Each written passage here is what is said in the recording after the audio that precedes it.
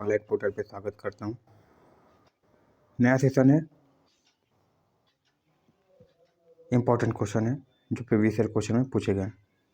तो सारे क्वेश्चन को दिखाने का प्रयास किया जाएगा। मगर ये सेशन पसंद है तो सेशन को लाइक करना है, शेयर करना है और चैनल पे ना हो तो सब्सक्राइब कर लेना है। ठीक है, तो आज का सेशन स्टार्ट करते हैं। और पहला क्वेश्चन है कि BIS के अनुसार फर्श से स्विच बोर्ड की ऊंचाई होनी चाहिए। यानी BIS मतलब BIS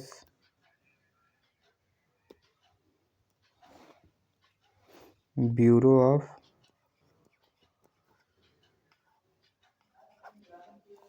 of standard, bureau of Indian standard, Indian standard की बात हो रही है। फुल फॉर्म पूछता अधिकतर BIS का, तो हो जाएगा। ठीक है, और ऊंचाई कितनी होनी चाहिए? तो सर ये होनी चाहिए 1.5 मीटर। यानी फर्स्ट से स्विच बोर्ड की ऊंचाई कितनी होनी चाहिए? हमारी 1.5 मीटर होनी चाहिए। ठीक है, इसको याद रखना है। डायरेक्ट क्वेश्चन पूछा था BIS से। अगला क्वेश्चन, पोनी मोटर का प्रयोग करना होता है। देखो, पोनी मोटर क्या होता है? एक तरीके का ऐसा मोटर होता है जो सेल्फ स्टार्टिंग के लिए प्रयोग करते हैं। ठीक है, तो पोनी मोटर का प्रयोग हम सिंक्रोनस मोटर में करते हैं, जिससे क्या हो जाता है, मोटर हमारा सेल्फ स्टार्ट होता है। क्योंकि स्टार्टिंग टॉर्क क्या होता है सिंक्रोनस मोटर का, 0 होता है। तो उसको सेल्फ स्टार्ट बनाने के लिए यानी स्टार्टिंग टॉर्क देने के लिए हम किसका प्रयोग करते हैं? पोनी मोटर का प्रयोग करते हैं। ठीक है, किसका? पोनी मोटर का प्रयोग करते हैं। किसको? सिंक्रोनस मोटर को सेल्फ स्टार्टिंग बनाने के लिए। ठीक है, सारे प्रीवियस ईयर क्वेश्चन है और इस बार भी पूछने के पूरे चांसेस हैं। ठीक है, तो ये क्या है? स्टार्टिंग विधि है सिंक्रोनस मोटर का। अगला क्वेश्चन है BIS यानी जो इंडियन स्टैंडर्ड है उसके अनुसार एक लाइट सर्किट में अधिकतम लोड किससे अधिक नहीं होनी चाहिए। देखो, लाइट फैन सर्किट की बात करेगा लाइट सर्किट या लाइट फैन सर्किट, तो वो 800 वाट होनी चाहिए। ठीक है, और पॉइंट कितनी होनी चाहिए? तो 800 वाट और पॉइंट 10 पॉइंट होनी चाहिए। ठीक है, और ये पावर सर्किट की बात करेंगे तो पावर सर्किट की होनी चाहिए कितनी? 3000 वाट और पॉइंट कितनी होनी चाहिए? तो 2 पॉइंट होनी चाहिए। किसको याद रखना है? ठीक है, चलो अगला क्वेश्चन देखते हैं। इसको तो याद रखना पड़ेगा, ये सब तो याद रखनी चाहिए, मतलब निकलने को निकल जाएगा फॉर्मूले से भी, मगर इसको याद रखो तो ज़्यादा बढ़िया। जैसे 2 पोल 3000, 4 पोल 1500, 6 पोल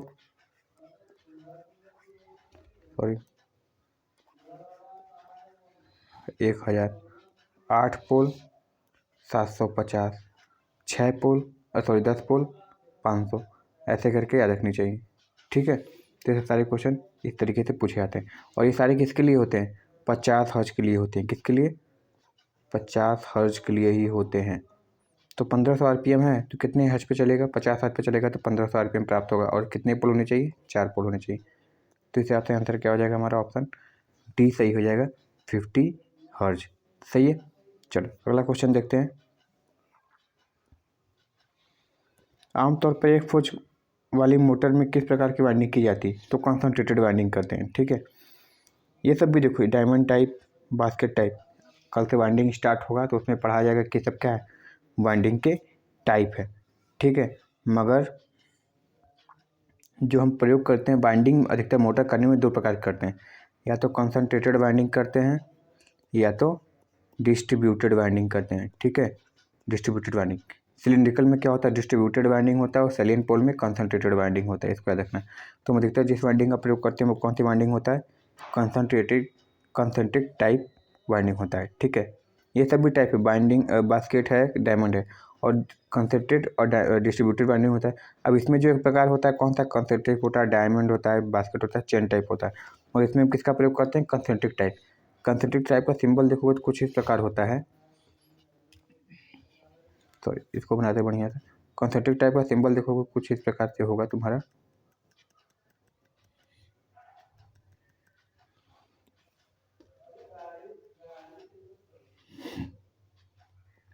इस प्रकार से कुछ वाइंडिंग होगा, सिंबल पूछा जाता है तो एक ऐसी वाइंडिंग होती है, कॉन्सेंट्रिक वाइंडिंग होती है। यहाँ से वाइंडिंग करके कैसे एक ऐसे 2 टर्न निकल जाती है। ठीक है, 2 लीड निकल जाती है। तो एक और सा होता है, कॉन्सेंट्रिक वाइंडिंग होता है। तो इस सिंबल को याद रखना है। कॉन्सेंट्रिक टाइप की वाइंडिंग को हम प्रयोग करते हैं अधिकतर किसमें? सिंगल फेज वाली मोटरों में। ठीक है, इसको याद रखना है। दूसरी कहानी, एक फेज वाली कैपेसिटर स्टार्ट मोटर का संधारित्र स्विच क्यों जोड़ा जाता है? देखो सिंगल फेज की मोटर होती है उसमें कैपेसिटर स्टार्ट टाइप एक मोटर प्रकार होता है। उसमें जो होता है कैपेसिटर स्टार्ट की बात करें उसमें क्या करता है कि ऑक्सिलरी वाइंडिंग जिसको स्टार्टिंग वाइंडिंग करते हैं उसके साथ क्या करते हैं सीरीज में क्या करते हैं कैपेसिटर जोड़ देते हैं। तो कैपेसिटर जोड़ने का कारण केवल यही होता है कि क्या होता है शुरुआत में इनको क्या करते हैं स्टार्टिंग टॉर्क देने का काम होता है सिंगल फेज मोटर में। और वो किसके साथ जुड़ा होता है स्टार्टिंग वाइंडिंग के साथ श्रेणी में, और जिसको क्या बोलते हैं ऑक्सिलरी वाइंडिंग भी कहते हैं। ठीक है, तो स्टार्टिंग के क्या होता है सीरीज में ही हमेशा जुड़ा होता है। सही है, और या फिर बोले तो सेंट्रीफ्यूगल स्विच के साथ भी किसमें कैसे होता है श्रेणी में ही जुड़ा होता है। ठीक है ना, चलो अगला क्वेश्चन देखते हैं। पावर फैक्टर का अधिकतम मान अधिकतर क्वेश्चन पूछा जाता है तो क्या होता है 0 से लेके 1 के बीच में अधिकतम पावर फैक्टर होता है। 0 पावर फैक्टर मिनिमम होगा, मैक्सिमम पावर फैक्टर 1 होगा। ये किस पे होगा सर जी कॉस 0 पे होती है ये, और ये कॉस 90 पे 0 होता है। ये दोनों याद रखना अधिकतर पूछा जाता है। ठीक है, पावर फैक्टर किसके होता है ये जब प्योर रेसिस्टर होता है तब के लिए पावर फैक्टर इकाई होता है और वो मैक्सिमम होता है। ठीक है ना, चलो आगे अगला क्वेश्चन। किसी एक ट्रांसफार्मर के प्रयोग वोल्टेज सप्लाइजर के रूप में करते हैं। सही बात है कि जो देखो जो ऑटो ट्रांसफार्मर होता है यही एक प्रकार का ऐसा मोटर है कि आप चाहे तो इसमें टैपिंग, क्योंकि इसमें सिंगल वाइंडिंग होती है और एक क्या होता है टैपिंग होता है। आप टैपिंग करके चाहे तो इस वोल्टेज को क्या कर सकते हैं नॉब के माध्यम से, नॉब यानी बटन के माध्यम से जो घुमाने वाला नॉब होता है उसके माध्यम से टैपिंग को चेंज करके आप चाहें तो वोल्टेज को भी चेंज कर सकते हैं, जो हम वोल्टेज स्टेबलाइजर में करते हैं। तो उसमें कौन से ट्रांसफार्मर का प्रयोग होता है तो सर ऑटो ट्रांसफार्मर का प्रयोग किया जाता है। सही है, चलो तो याद रखना ऑटो ट्रांसफार्मर का स्टेबलाइजर में बाइंडिंग की बहुत ज़्यादा बचत होती है जिसको बोलते हैं कॉपर सेविंग। वैद्युत रूप से और चुंबकीय दोनों रूप से क्या होता है पावर का स्थानांतरण करता है। सही है, प्रेरण मोटर के रोटर स्टेटर किसके बने होंगे कोई दिक्कत नहीं सर जी, इस्पात कोर ना, एल्युमिनियम नहीं, तांबा नहीं, किसके लेमिनेटेड कोर किसके बने होते हैं लेमिनेटेड कोर। लेमिनेटेड क्यों करते हैं कि सर उसमें एडी करंट लॉस कम रहता है। बाइंडिंग की बात करें तो कितना होता है सॉरी बात करें तो 0.35 से 0.5 mm तक पतली बाइंडिंग का प्रयोग करते हैं लेमिनेशन का। और बना किसका होता है या तो सिलिकॉन स्टील का ऑप्शन भी रहेगा या तो CRGO रहेगा। ठीक है, और एडी करंट लॉस कम करने के लिए इसका प्रयोग करते हैं। अगला क्वेश्चन देखो, सॉफ्ट सोल्डर में किसका प्रयोग करते हैं तो सॉफ्ट सोल्डर में जो टीन होता है वो कितना होता है 60% होता है, और जो शीशा है जिसको लेड बोलते हैं वो 40% होता है। ठीक है, और हार्ड सोल्डर की बात करें तो नीचे बढ़ जाता है, टीन 80% हो जाता है, 20% क्या हो जाता है शीशा। ये हार्ड के लिए होता है, ये किसके लिए होता है ये होता है हार्ड के लिए, ये होता है सॉफ्ट के लिए, दोनों ही शोल्डर के प्रकार है। ठीक है, याद रखना है। अगला क्वेश्चन, ट्राई स्क्वायर जिसको गुनिया भी बोलते हैं, ट्राई स्क्वायर जिसको गुनिया भी बोलते हैं कितना 90 डिग्री का कोण बनाता है हमेशा। ठीक है, अधिकतर वर्ग और खींचने में इसका प्रयोग किया जाता है। इस पर कभी कभी क्या होता है स्केल का भी प्रयोग कर लेते हैं, फिर इस पर स्केल भी बना होता है। ठीक है, तो क्या होता है उसको ट्राई स्क्वायर में क्या प्रयोग करते हैं 90 डिग्री होता है जिसको गुनिया भी बोलते हैं। ठीक है, कोण का सटीकता से मापन करता है, कोण मतलब कौन सा 90 डिग्री केवल। सही है ना, चलो आगे। सर्किट में इलेक्ट्रॉन को धकेलने वाला दाब को क्या कहते हैं सर EMF कहते हैं। EMF ही होता है ना, इलेक्ट्रोमोटिव फोर्स, ऐसा बल जो इलेक्ट्रॉन में मोटिव कराए यानी गति कराए। तो इलेक्ट्रॉन को गति कराने वाला फोर्स यानी बल या दाब क्या कहलाता है हमारे साथ वोल्टेज होता है, क्योंकि इसकी भी यूनिट क्या होती है इसकी यूनिट क्या होती है वोल्टेज होती है। तो सर वो क्या हो जाएगा हमारा वोल्टेज निकल के चला है, चाहे EMF बोल दीजिए। सही है, चलो आगे देखते हैं। 3 फेज पावर और लाइटिंग लोड के लिए केवल कोर होना चाहिए, 3.5 कोर का होना चाहिए। ठीक है, देखो 3 फेज पावर की बात करो या लाइटिंग लोड दोनों एक ही काम हो जाए, यानी 3 फेज सप्लाई चाहिए, 3 फेज का मोटर चलाना है तब भी इसी केबल से काम हो जाए, और इसी से एक बल्ब भी जला देना हो तब भी काम हो जाए। तो उसके लिए कौन सा प्रयोग करते हैं तो 3.5 कोर केबल का प्रयोग करते हैं। किसका 3.5 कोर केबल। 3.5 कोर केबल इसलिए बोला गया है कि जो 3 कोर होते हैं 3.5 लिखा है ना, तो यानी 1 2 3 और एक पतला हल्का सा उसको 3.5 बोल दिया। तो 3 फेज हो गए RYB, और जो पतला वाला हल्का सा होता है उस न्यूट्रल के लिए। अब एक फेज का न्यूट्रल लेके क्या कर लो बल्ब जला लो, और तीनों फेज से क्या कर लो पंप चला लो, मोटर चला लो, 3 फेज मोटर चला लो। ठीक है, इसलिए 3.5 कोर केबल का प्रयोग किया जाता है। न्यूट्रल हमेशा ब्लैक कलर। ठीक है, इसको याद रखना। अर्थ हमेशा ग्रीन कलर, इसको याद रखना है। इंटीग्रेटिंग टाइप कौन सा इंस्ट्रूमेंट होता है? जब इंस्ट्रूमेंट पढ़ा रहे थे तो बहुत अच्छे तरीके से कराए थे कि जो हमारा इंटीग्रेटिंग टाइप इंस्ट्रूमेंट होता है वो क्या होता है? किलोवाट आवर होता है। इसमें क्रीपिंग होती है, ठीक है। ये क्या करता है? एसी पे काम करता है। इसकी जो पोटेंशियल कॉइल होती है वो क्या होती है? हाईली प्रेरिक यानी हाईली इंडक्टिव होती है। ये सब सारी चीज़ों को याद रखना है। तो क्या होता है हमारा? एनर्जी मीटर होता है, किलोवाट आवर मीटर, ठीक है। चलो आगे देखते हैं अगला क्वेश्चन। ये जब अर्थिंग पढ़ा रहे थे उसमें एक दोष होता है, अर्थिंग में जब फॉल्ट हो जाए तो कैसे पता करते हैं?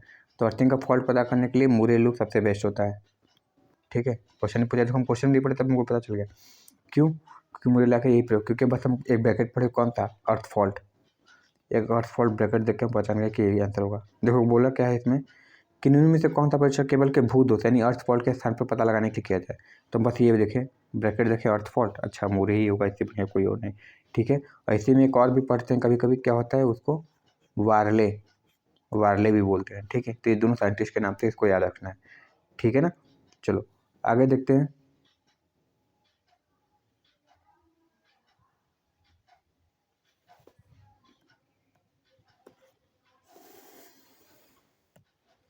प्रत्यावर्ती का कार्य सिद्धांत क्या है? फैराडे लॉ, कोई भी मोटर मशीन हो, Faraday law of electromagnetic induction, ठीक है, फैराडे के सिद्धांत पे ही कार्य करता है, ठीक है। कोई भी हो मशीन, मोटर घुमाना या ईएमएफ बनाना है तो वही करना ही पड़ेगा। एमसीबी का full form miniature circuit breaker, क्या होता है? Miniature circuit breaker. कौन सा दिया है ऑप्शन? ऑप्शन नंबर डी दिया है, कौन सा? मिनिएचर सर्किट ब्रेकर, ठीक है। मिनिएचर सर्किट ब्रेकर हो जाएगा ऑप्शन नंबर डी, ठीक है। इसका याद रखना है। फुल फॉर्म पूछता है ईएलसीबी का, तो अर्थ लिखे सर्किट ब्रेकर, ऐसे ऐसे क्वेश्चन। एक स्टेपर मोटर के प्रति घूर्णन में कितने छोटे स्टेप हो सकते हैं? ठीक है, एक स्टेपर मोटर के प्रति घूर्णन में कितने छोटे स्टेप हो सकते हैं, ठीक है। वैसे तो को फार्मूला देखोगे तो ये फार्मूला होता है क्या कि NS minus NR upon NS into NR into 100 step निकालने का तरीका है, ठीक है। इस फार्मूले से तुम क्या कर सकते हो? स्टेप निकाल सकते हो। NS minus NR upon NS into NS। ये स्टेटर टीथ है, ये रोटर टीथ है, ये स्टेटर टीथ है, रोटर टीथ है। NS stator teeth, NR rotor teeth into 100 हो जाएगा, ठीक है। तो एक छोटे स्टेप में यानी दो पोल की बात करता है, यानी दो टीथ की बात लेके करोगे तो कितना आ जाएगा?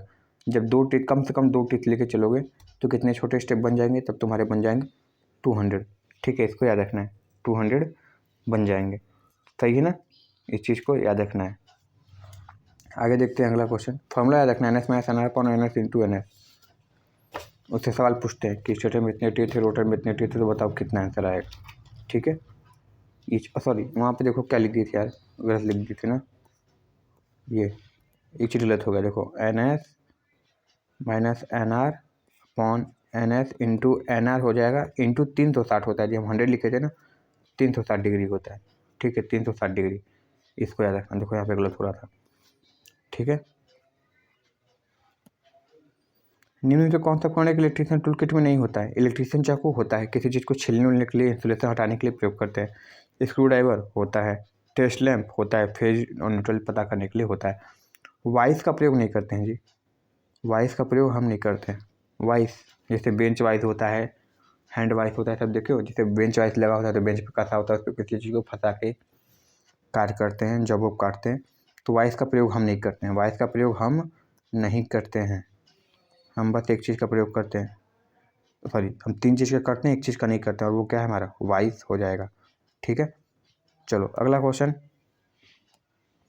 निम्न में से किसका प्रयोग करके यांत्रिक सुरक्षा, आर्मोरिंग, यांत्रिक सुरक्षा किससे मिलती है? आर्मोरिंग करते हैं ना, आर्मोरिंग RING, जो किसके ऊपर होता है? बेडिंग के ऊपर होता है, मगर सर्वेइंग के नीचे होता है। BAS याद रखना, ये ट्रिक।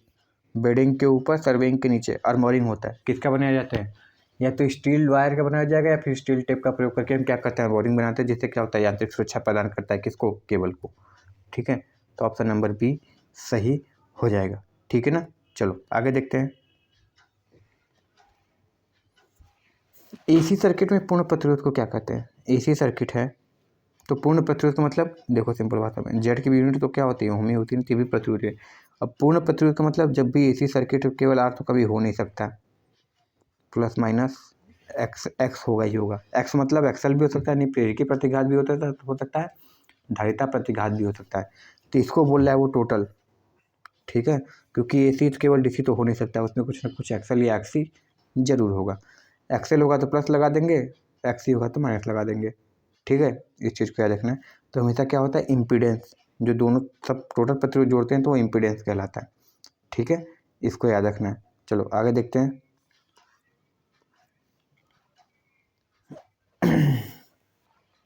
आमतौर पर डीजल विद्युत संयंत्र उत्पादन संयंत्र की क्षमता कितनी होती है? देखो याद करने वाली चीज़ें, इसको याद करोगे तभी होगा, इसमें कोई दूसरा कुछ नहीं कर सकता।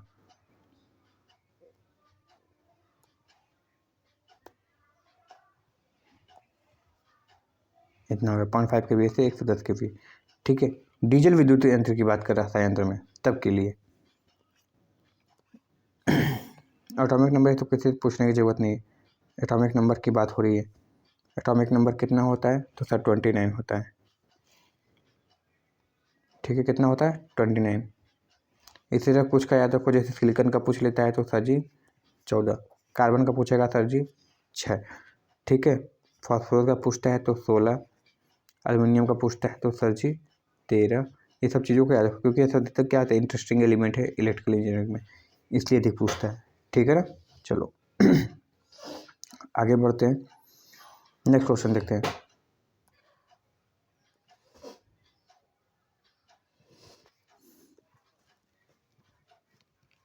रंग कोडित प्रतिरोध में सोने की पट्टी है, अच्छा मतलब जो चौथी पट्टी है, 4 पट्टी, 1 2 3 एक 4 पट्टी होती है ना, जो चौथी पट्टी है हमारी किसकी है? वो सर गोल्ड की है।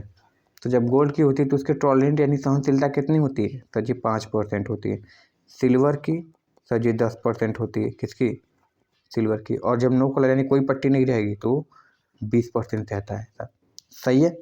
चलो तो यहाँ पे क्या हो जाएगा हमारा ऑप्शन 4 सही हो जाएगा, गोल्ड दिया है इसलिए 5%, ठीक है ना। ओहो हो, ऐसा तो सर्किट ब्रेकर। देखो सेशन पसंद आ रहा होगा और क्वेश्चन लग रहा होगा कि हाँ तो प्रीवियस ईयर में पूछता है या पूछ सकता है, या इंटरेस्टिंग क्वेश्चन अधिकतर ये सब पूछे जाते हैं। तो इसको लाइक शेयर और चैनल पर नहीं होगा तो सब्सक्राइब जरूर कर लेना, ठीक है। पूछा क्या है कि ऐसा सर्किट ब्रेकर की कार्यशीलता कितनी होती है? देखो जितनी तक तुम्हारी औकात है उतने तक के तुम वोल्टेज बना लो। फिलहाल तक की बात करें, वहाँ पे हम क्या प्रयोग करेंगे?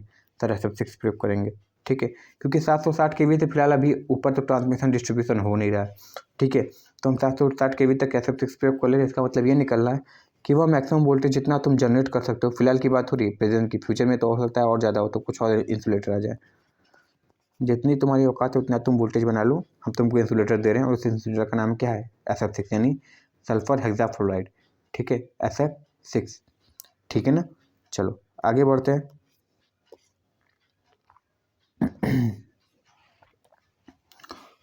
सोलर सेल में यानी बात का सौर बैटरी यानी सोलर सेल में सोलर सेल यानी सौर सेल की बात करें, सौर बैटरी की। तो सौर बैटरी में निम्न में से किस प्रकार की सामग्री का प्रयोग किया जाता है? जितने भी हैं सब जगह सर जी सेमीकंडक्टर में भी अधिकतर किसका प्रयोग होता है? सर जी सिलिकॉन का प्रयोग होता है। फिर उसके बाद किसका? तो जी जर्मेनियम का प्रयोग होता है, ठीक है। कितना होता है? 34 होता है, ठीक है, याद रखना है, सॉरी 14 होता है, ठीक है। इसलिए इसका नाम अर्धचालक है, क्योंकि कंडक्टर और अर्धचालक ये होते कैसे हैं सर जी? NTC यानी नेगेटिव टेम्परेचर कोफिशिएंट, तापमान बढ़ा होगा प्रतिरोध का मान घटता है, सही है। चलो अगला क्वेश्चन देखते हैं। डोमेस्टिक एसी आपूर्ति में RMS मान कितना होता है? कुछ नहीं थी, RMS मान VRMS बराबर कितना हो जाएगा? Vm/√2। इसको चाहो तो सॉल्व करो तो क्या लिखना पड़ेगा? Vm बराबर गुणे 0.707 यानी अधिकतम मान का 0.707, ठीक है, इतना ही थी 0.707। और औसत पूछेगा तो औसत में ये लग जाता है, ठीक है, मगर हमारा क्या सही होगा? यही सही होगा 0.707, ठीक है। औसत पूछता तब 0.637 पे जाते हैं, क्योंकि 2Vm/π हो जाता है, सही है ना। चलो अगला क्वेश्चन, एक प्रतिक्षेप स्टार्ट प्रेरण मोटर एक क्या होता है? प्रतिक्षेप यानी रिलक्टेंस पूछा है, ठीक है। रिलक्टेंस स्टार्ट मोटर कैसा होता है? तो सर ये सब किसके टाइप है? सिंगल फेज इंडक्शन मोटर के टाइप हैं, ठीक है, सिंगल फेज इंडक्शन मोटर के टाइप हैं, ठीक है। ये बाकी जितने भी हैं ये सब कितने सारे डीसी मोटर का टाइप है, इसमें भी और भी आएगा, जैसे डीसी कम्यूटेटिव, डीसी डिफरेंशियल, ऐसे ऐसे करके आएंगे, मगर ऊपर के 3 किसके हैं, डीसी मोटर के एग्जाम्पल हैं, ठीक है ना। चलो अगला क्वेश्चन देखते हैं। संतुलित लोड से जुड़े 3 फेज वाली स्टार में न्यूट्रल में करंट कितना होगा। जब भी कोई चीज़ लोड बैलेंस होगा, ये बन गया, एक बीच से न्यूट्रल जाता है, जब ये भी बैलेंस है, ये भी बैलेंस है, ये भी बैलेंस है, इसका मतलब इसमें बहने वाली धारा का मान समान, इसमें बहने वाली धारा का मान समान, इसमें बहने वाली धारा का मान समान, पहली कहानी। दूसरा, इसमें बढ़ने वाली वोल्टेज, इसमें बढ़ने वाली वोल्टेज, इसमें वाली बढ़ने वाली वोल्टेज का मान समान। तीसरा, इसमें प्रतिरोध का मान, इसमें प्रतिरोध का मान यानी इम्पीडेंस जिसको बोल रहे हैं, इसमें प्रतिरोध का मान समान हो। इसमें पावर फैक्टर का मान, इसमें पावर फैक्टर का मान, इसमें पावर फैक्टर का मान समान हो, तो न्यूट्रल में हमेशा करंट कितनी होती है, जीरो फ्लो होती है। कितनी होती है, जीरो फ्लो होती है, ठीक है। इस चीज़ को याद रखना, और न्यूट्रल तो हमेशा स्टार में ही होता है, इसलिए स्टार की ही बात कर रहे हैं, स्टार कनेक्शन, सही है। आज का लास्ट क्वेश्चन देखो क्या पूछा है, आज का लास्ट क्वेश्चन है, हाँ, स्लिप रिंग मोटर को स्क्वायर केज मोटर के स्थान पर वरीयता दी जाती है, क्यों। क्योंकि हमको पता है जी slip ring motor, slip ring induction motor क्या होता है,